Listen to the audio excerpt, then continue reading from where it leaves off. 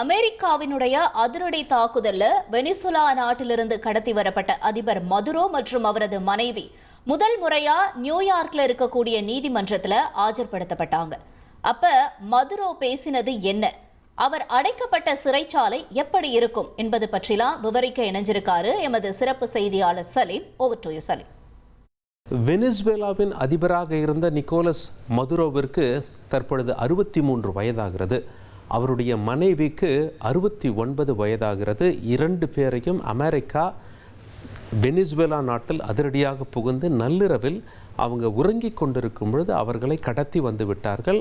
அந்த கடத்தி வரப்பட்டவர்கள் அமெரிக்காவில் நியூயார்க் நகரத்தில் ஒரு சிறைச்சாலையில் வைக்கப்பட்டிருக்கிறார்கள்.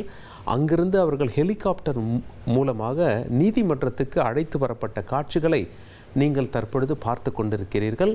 இந்த காட்சிகளை முழு திரையில் பார்க்கலாம்.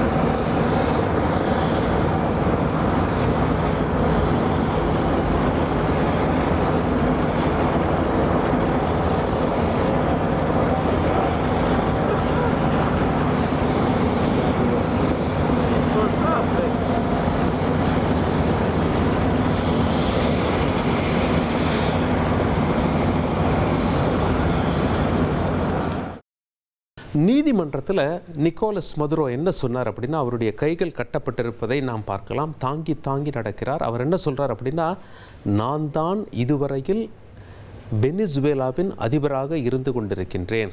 என் மீது எந்த தவறும் கிடையாது. என்னை கடத்தி சென்று விட்டார்கள், கடத்தி கொண்டு வந்து விட்டார்கள். நான் நிரபராதி அப்படின்னு சொல்லி அவர் சொல்லியிருக்கார். அவருடைய மனைவியும் அதான் சொல்லியிருக்காங்க. எனக்கும் இவர்கள் போட்டிருக்கின்ற வழக்கிற்கும் சம்பந்தமில்லை, நான் குற்றமற்றவள் அப்படின்னு சொல்லி அவங்க மனைவியும் சொல்லியிருக்காங்க.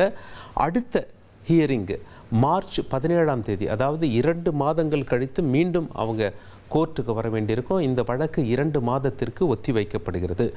அதுவரையில் அவர்கள் எங்கிருப்பார்கள் என்பதை பார்ப்பதற்கு முன்னாடி அந்த நீதிமன்றம் வெளியிலிருந்து எப்படி காட்சியளிக்கிறது என்பதை பார்க்கலாம்.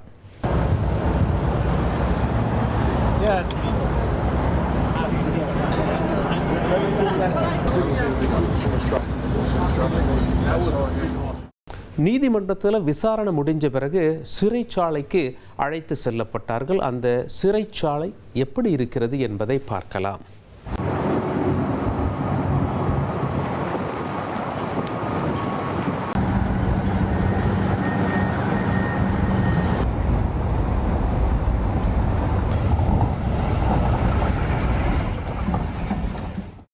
நியூயார்க்கில் புருக்லின் என்ற இடத்தில் அமைந்திருக்கிறது. அந்த சிறைச்சாலையை பற்றி சொல்லணும் அப்படின்னா, ஏற்கனவே அங்கு சென்று வந்தவர்கள் சர்வதேச ஊடகத்திற்கு பேட்டியளித்திருக்கார்கள். அது மட்டும் இல்லை, 1 வருஷம் முன்னாடி அங்கே 2 மர்டர் நடந்து போச்சு. அதாவது சக கைதிகள் தாக்கி கொண்டார்கள், அதில் அந்த மர்டர் நடந்து போச்சு அப்படின்னு சொல்லி சொல்கிறாங்க.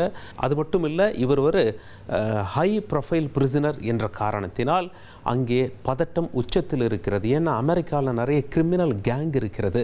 அந்த கிரிமினல் கேங் டார்கெட்டை எப்பவும் ரொம்ப பெருசாக சூஸ் பண்ணுவாங்க. அந்த டார்கெட்டை கொள்வதன் மூலமாக நாங்கள் எவ்வளோ பெரிய கேங் பார்த்தீங்களா என்று மார்தட்டி கொள்வதற்காக, விரைவாக ஃபேமஸ் ஆகிறதுக்காக இந்த மாதிரி காரியங்கள்லாம், ஹை ப்ரொஃபைல் மர்டர்ஸ் எல்லாம் செய்வாங்க.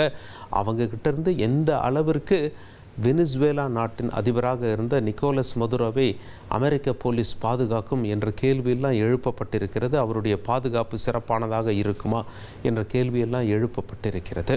கோர்ட் ஹாலுக்கு இவர் கொண்டு வரப்பட்ட போது அங்கே போராட்டக்காரர்கள் போராட்டத்தில் ஈடுபட்டார்கள். அமெரிக்கா இன்னொரு போரில் இறங்க வேண்டாம், வெனிசுவேலாவை விட்டு அமெரிக்கா வெளியேற வேண்டும் என்ற கோரிக்கையை அவர்கள் வைத்திருக்கிறார்கள்.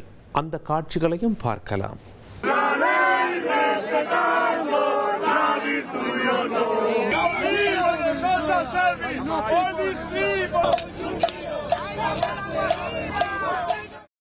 இந்த விவகாரத்தை பொறுத்தவரை அமெரிக்காவின் நட்பு நாடுகள் சில அமெரிக்காவை விமர்சித்துள்ளன. அமெரிக்காவை சில நாடுகள் ஆதரித்தும் உள்ளன. இதெல்லாம் ஒரு பக்கம் இருக்கையில் ட்ரம்ப் அடுத்த நாடுகள் யாருக்கு கெடு கொடுத்திருக்கார் அப்படின்னு சொல்லி பார்க்கும் பொழுது பக்கத்து நாடான கொலம்பியா, வெனிசுவேலாவுக்கு பக்கத்தில் அமைந்திருக்கிறது, தென் அமெரிக்கா கான்டினென்ட்டில் அமைந்திருக்கிறது. அது மட்டும் இல்லை, மெக்சிகோ, கியூபா போன்ற அண்டை நாடுகளுக்கும் அவர் எச்சரிக்கை விடுத்துள்ளார்.